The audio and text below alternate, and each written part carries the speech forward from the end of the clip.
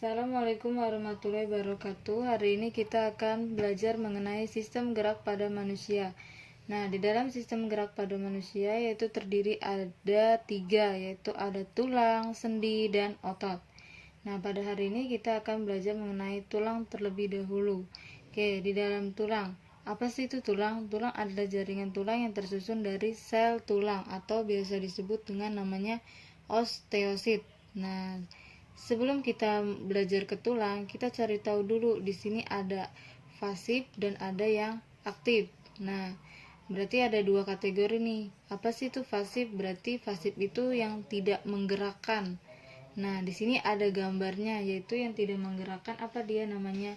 Tulang. Oke, tulang atau rangka. Oke, berarti tulang atau rangka itu dia tidak menggerakkannya, tetapi yang menggerakkannya itu siapa? Nah, yang menggerakkannya itu yaitu yang bagian otot. Oke, otot di sini yaitu sebagai penggerak tulang. Nah, ini berarti maksudnya dia aktif ya. Oke, kemudian di dalam tulang, apa sih itu fungsi tulang? Fungsi tulang di sini ada titik-titik tubuh rangka, yaitu sebagai pembentuk tubuh atau biasa disebut pembentuk tubuh. Oke, kemudian yang kedua fungsinya yaitu sebagai apa? Di sini ada organ tubuh, berarti dia melindungi. Oke, tulang berarti fungsinya melindungi organ tubuh. Organ tubuh apa saja?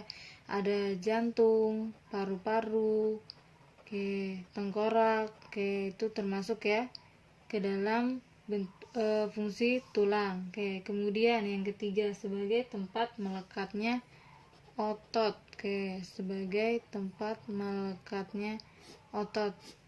Oke, benar ya, yang tadi tempat melekatnya otot. Di sini kan ototnya. Oke, kemudian di sini ada tempat pembuatan SDM atau disebut namanya sel darah merah. Oke, di sini udah. Kemudian kita lanjut ke bagian tulangnya. Di situ yang kita tahu kan tulang bentuknya gini ya. Ini. Oke, yang kita tahu itu berarti bentuk tulang biasanya sering kita lihat bentuknya seperti ini. Nah, di bagian sininya, oke, pinggir-pinggir sininya itu ada yang namanya dia tendon. Oke, ini apa sih tendon itu? Ya, tendon yaitu yang menghubungkan jaringan otot dengan tulang. Jadi dia menghubungkan jaringan yang di sampingnya dengan tulang yang ada di sininya. Nah, itu berarti namanya tendon. Oke, kemudian kalau misalkan ini berarti namanya dia tulang pipa ya. Oke, kalau misalnya tulang pipa ini kita belah menjadi seperti ini. Oke, kita belah tulangnya.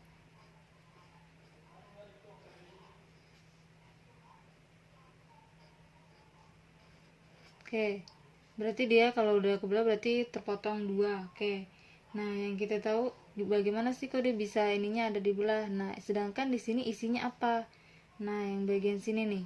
Oke, ini isinya apa? Nah, dia di sini isinya berarti dia ada sumsumnya. Oke, ini ya. Oke, ini yang dibelahnya berarti sumsum. Berarti ini namanya dia tadi tulang pipa. Oke, ini namanya tulang pipa. Oke, lanjut lagi. Oke, di tulang itu berarti dia ada 2, ada tulang keras dan ada tulang rawan. Oke, ada tulang keras. Tulang kerasnya itu berarti dia zat kapur, dan tulang rawan itu berarti dia namanya kolagen atau zat perekat. Nah, tulang terdiri dari 206 tulang ya. Dia terdiri dari 206 tulang. Oke, ini yang tulangnya. Oke, kemudiannya tulang itu sebagai apa dia? Sebagai unsur pembentuk tulang. Oke, yang terdiri dari apa aja? Kolagen. Oke, kemudian kalsium. Lanjut, kemudian magnesium. Nah, ini fungsinya. Oke, kemudian lanjut lagi ke bagian rangka. Rangka terdiri dari 3, yaitu ada tengkorak, rangka badan, sama rangka anggota gerak. Oke, di bagian rangka badan, yaitu ada bagian yang pertama itu gelang bahu atau biasanya namanya panggul. Fungsinya sebagai apa dia? Sebagai menopang. Menopang atau sebagai penahan. Nah, kemudian ada tulang dada di sini, yaitu tempat melekatnya. Apa kalau tulang dada? Berarti dia tempat melekatnya tulang rusuk. Nah, kemudian lanjut ke bagian gelang pinggul, baru tulang belakang. Ini pasti udah pada tahu ya, tulang gelang pinggul sama tulang belakang. Lanjut yang bagian ketiga, yaitu bagian rangka anggota gerak. Nah, di bagian rangka anggota gerak ini berarti ada terdiri dari dua, yaitu bagian yang anggota gerak atas. Gerak atas berarti dia ada tangan, ya, tangan. Kalau yang ini berarti gerak bawah, berarti dia kaki. Ini kaki. Lanjut ke bagian yang berdasarkan tulangnya. Berdasarkan tulangnya tadi ada 4 ya. Ada tulang pipa, tulang pendek, tulang pipi, sama tulang tak beraturan. Yang kita tahu, tulang pipa itu terdiri dari tulang paha, betis, lengan. Pendek pergelangan tangan, telapak kaki. Kemudian pipi penyusun tengkorak, tulang dada, dan tulang rusuk. Lanjut ke bagian tulang tak beraturan, yaitu tulang wajah dan tulang luar yang terdapat di belakang. Nah, gambarnya, gambarnya seperti apa? Nah, gambarnya di sini yang kita tahu yaitu kalau tulang pipa berarti dia gambarnya seperti ini ya. Ini tulang pipa. Kalau yang tulang pendek, dia gambarnya seperti ini. Nah, ini tulang pendek. Sedangkan tulang pipi itu dia gambarnya seperti ini. Nah, ini tulang pipi. Sini kita tahu udah ngeliat gambarnya. Kalau tulang tak beraturan itu udah pasti tahu ya, itu terdapat di bagian tulang wajah atau biasanya di bagian tengkorak. Nah, pasti udah tahu semua. Karena di sini nggak ada gambarnya jadi nggak muat, jadi nggak pakai gambar.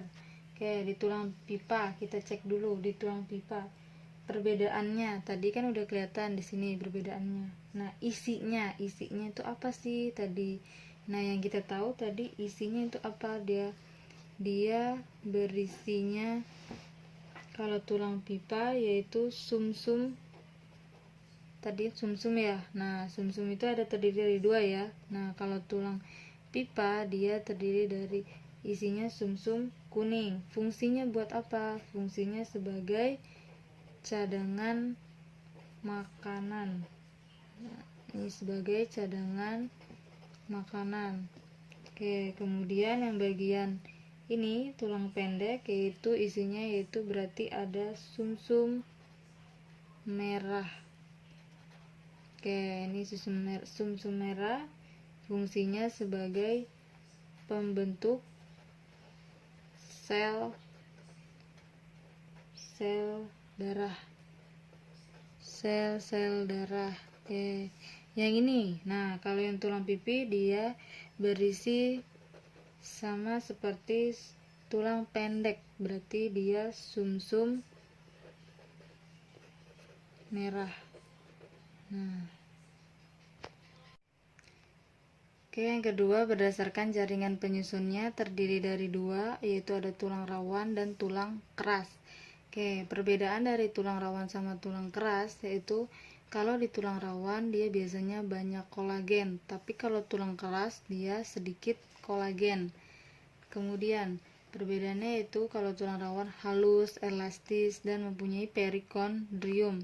Sedangkan di tulang keras dia memiliki banyak zat kapur atau biasa disebut namanya osteosit.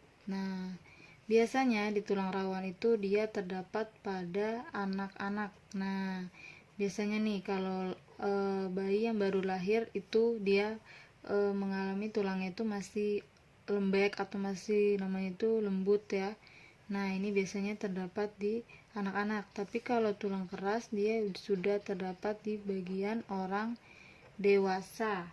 Nah, Kemudian di bagian tulang keras yaitu biasanya sudah ada dari tulang pipi, pendek, bipas, semuanya berarti sudah mengeras ya. Oke. Nah, kemudian perubahan dari tulang rawan menjadi tulang keras yaitu namanya prosesnya yaitu osifikasi. Oke, jadi perubahan dari tulang yang lembut menjadi tulang yang keras itu namanya proses osifikasi. Oke, di sini sudah ada contoh-contohnya tulang keras yaitu ada tulang kering, sangka, dan tulang lengan. Fungsinya untuk apa? Untuk menyusun sistem rangka. Oke, lanjut ke bagian yang otot. Oke, bagian otot yaitu apa sih itu otot? Otot adalah alat penggerak bagian-bagian tubuh, sehingga otot disebut sebagai tadi alat gerak aktif. Jadi yang aktif itu otot, bukan tulang. Tulang itu pasif, yang menggerakkan itu otot. Oke, di sini ada 3, ada otot polos, lurik, sama otot jantung. Oke, perbedaannya yaitu ada beda semua ya. Oke, di sini adanya otot polos berarti dia terdapat di bagian organ dalam. Oke, kalau otot lurik sama otot rangka sama aja. Oke, otot lurik berarti dia ada di bagian rangka tulang. Kalau otot jantung berarti dia ada di bagian jantung. Oke. Nah, biasa kita sering menggunakan sehari-hari itu menggunakan biasanya karena kita misalkan kita kalau mau jalan apa berarti itu kan secara sadar ya, kalau lari nah berarti kita menggunakannya lebih seringnya menggunakan otot lurik. Nah, ini tidak disadari sama tidak disadari. Oke, perbedaannya. Kemudian cara kerjanya. Oke, cara kerjanya kalau otot polos lambat, kalau yang lurik cepat, sama otot jantung berarti dia lambat. Nah, jadi otot lurik yang beda sendiri cara kerjanya. Kayak di bagian otot polos, lurik, dan jantung yaitu memiliki perbedaan gambarnya, yaitu di sini ada otot polos. Oke, ini kelihatan ya gambarnya. Nah, dia gambarnya rapat ya. Nah, kemudian kalau di bagian otot lurik, oke, ini gambarnya dia lurus. Oke, lurus, kemudian dia renggang, sedikit renggang. Oke, kalau di otot jantung, oke, otot jantung, nah, otot jantung itu punya keunikan sendiri. Kenapa? Karena dia ototnya bercabang. Nah, kelihatan kan ya dari sini ototnya bercabang. Oke, ini dari gambarnya. Jadi setiap otot yaitu beda-beda. Ini yang polos, lurik, dan jantung. Oke, di bagian gerakan tubuh oleh 2 otot atau lebih yaitu terdiri dari 2, ada sinergis sama antagonis. Nah, kalau yang sinergis biasanya dia saling bekerja sama atau membantu. Nah, ini ada di telapak tangan. Kalau yang bagian antagonis dia ototnya saling berlawanan, yaitu ada yang di otot bisep dan tricep. Biasanya dia ada di bagian tulang lengan tangan ya, ada ya. Oke, itu di otot antagonis. Nah, kalau ini bisa dicek di buku paket, gambarnya sudah ada. Oke, kemudian kita masuk ke bagian sendi.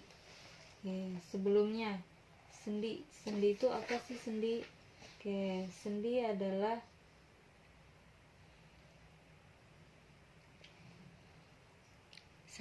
yang menghubungkan tulang dengan antar tulang. Oke, tulang satu dengan tulang yang lain. Oke, berarti itu namanya sendi. Oke, di sini ada sinartrosis, diartrosis, dan amfitriartrosis. Oke, yang sinartrosis yaitu sendi yang tidak dapat digerakkan. Nah, contohnya yaitu ada tulang tengkorak. Kemudian ada diartrosis yaitu sendi yang digerakkan dengan bebas. Oke, contohnya apa dia? Kalau diartrosis yaitu tulang bahu ya, bagian bahu. Nah, itu bebas ke segala arah. Kemudian di sini ada amfiartrosis, jadi sendi yang digerakkan namun terbatas. Oke. Contoh-contohnya di sini ada macam-macam sendi. Ada engsel, putar, pelana, dan peluru. Oke, kalau engsel berarti dia satu arah, terletak di bagian siku atau lutut. Nah, kemudian putar berarti dia berputar pada porosnya. Nah, berarti dia pada hasta dan pengumpil. Kalau plana berarti dia gerakan dengan dua arah. Contohnya ibu jari dan telapak tangan. Nah, kalau yang sendi peluru yaitu segala arah. Nah, biasanya dia terdapat di bagian tulang bahu ya, tulang bahu. Nah, tahu kan ya tulang bahu? Oke. Nah, ini ada di sini ada gambar, yaitu ada sutur, baan saket, hingga gliding. Nah, di sini kita lihat tadi ya, tadi kan sendi ada 4, ada engsel, putar, plana, dan peluru. Nah, kita lihat dulu di sini. Sutur, ini ada bagian tengkorak. Oke, tengkorak berarti dia termasuk dalam sendi putar. Oke, ini sendi putar. Oke, kemudian ada ball and socket. Nah, ini masuknya ke apa dia? Sendi peluru. Oke, ini masuknya ke sendi peluru, yaitu sendi segala arah. Berarti dia ada di bagian tulang bahu ya, tulang bahu. Oke, kemudian ada hinge. Nah, hinge itu buat apa dia? Nah, hinge itu berarti dia termasuknya sendi engsel. Berarti dia cuman gerakannya hanya satu arah, yaitu terdapat di bagian siku dan lutut. Nah, yang terakhir itu ada gliding. Nah, gliding ini berarti dia masuk ke sendi pelana. Oke, itu berarti dia gerakannya cuma dua arah. Oke, terdapat di bagian ibu jari dan telapak tangan. Oke, lanjut ke bagian bawah. Nah, di sini ada gambar seseorang lagi main bola takraw ya, sepak takraw ya. Oke, di sini kita cek dulu nih. Oke, ini yang bagian tengkorak itu bagian sini ya. Nah, ini. Nah, kita cek yang bagian pertama. Ini masuknya ke sendi apa dia? Kalau ini tadi kita lihat di sini berarti dia sendi putar. Oke, ini sendi putar. Kemudian di sini ada bagian siku atau lutut, yaitu masuknya ke sendi engsel. Oke. Lanjut ke bagian yang ini ada di bagian mana? Bagian tulang belakang ya, rusuk. Nah, kalau bagian tulang belakang atau rusuk, ya, jadi dia beda sendiri. Dia sendinya bukan termasuk putar, engsel, peluru, dan plana. Berarti dia bukan. Berarti dia masuknya ke sendi geser. Jadi ada satu sendi yang belum kita tahu. Nah, sendi geser. Dia terdapat di bagian tulang belakang. Oke, lanjut ke bagian, bagian ini berarti dia masuknya ke bagian sendi peluru. Nah, tadi sendi peluru yaitu sendi yang ke segala arah.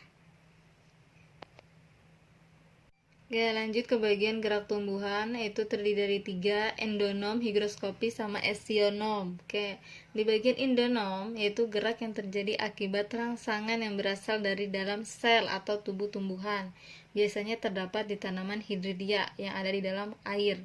Oke, lanjut ke higroskopis, gerak yang dipengaruhi oleh kadar air di dalam sel. Nah, sehingga terjadi pengerutan yang tidak merata. Nah, terdapat biasanya ada di buah polong atau kacang kedelai. Yang ketiga yaitu dia beda sendiri sama yang higroskopis sama endonom, yaitu dia yang dipengaruhinya rangsangannya dari luar. Kemudian ada macam-macamnya, gerak tropisme, taksi, sama nasti. Di bagian gerak tropisme dia tergantung dari arah rangsangannya. Nah, yang pertama ada fototropisme, ujung batang tumbuhannya mengalami pertumbuhan ke arah cahaya atau ke arah sumber cahayanya. Kemudian ada geotropisme, dia berarti mengalami rangsangannya itu ke arah pusat bumi atau gravitasi nama lainnya. Ingat aja kalau ada geo berarti dia gravitasi. Kemudian ada hidrotropisme, yaitu dari rangsangannya berdasarkan dari sumber air. Nah, kemudian ada tikmotropisme atau sentuhan atau suhu, berarti dia termasuk contohnya itu ke dalam gerak sulur, berarti dia merambat ya, gerak sulur. Ada kemudian lanjut ke kemotropisme. Kemotropisme berarti dia rangsangannya berupa terjadinya itu proses penyerbukan. Berarti ada putik, ada benang sari ya. Oke, lanjut ke bagian gerak taksis. Nah, di bagian gerak taksis itu berdasarkan dari sumber rangsangan, yaitu ada di sini macamnya ada kemotaksis. Nah, jadi dia beda sendiri nih. Dia jadi berdasarkan rangsangan itu zat kimia, ada zat kimia yang di dalamnya. Oke. Kemudian ada gerak nasti. Gerak nasti yaitu tergantung dari arah rangsangan. Nah, ada seismonasti, niktinasti, fotonasti, termonasti. Nah, di bagian seismonasti yaitu berarti dia tergantung dari getaran dan sentuhannya. Contohnya yaitu terdapat di bagian Putri Malu. Nah, kalau Putri Malu itu berarti masuknya ke seis ya. Berarti ada dua, ada sentuhan sama ada getarannya. Oke, kemudian ada niktinasti. Nah, niktinasti ini berdasarkan kondisi siang dan malam. Oke, kemudian lanjut ke fotonasti, yaitu rangsangannya berupa cahaya. Jadi contohnya mekarnya bunga pukul 4. Nah, berarti berdasarkan sumber cahayanya. Kemudian ada termonasti, jadi berdasarkan suhu. Nah, contohnya bunga tulip. Bunga tulip itu berarti bisa hidup karena adanya proses perubahan iklim atau suhu. Oke, sekian pembelajaran hari ini, semoga bermanfaat. Assalamualaikum warahmatullahi wabarakatuh.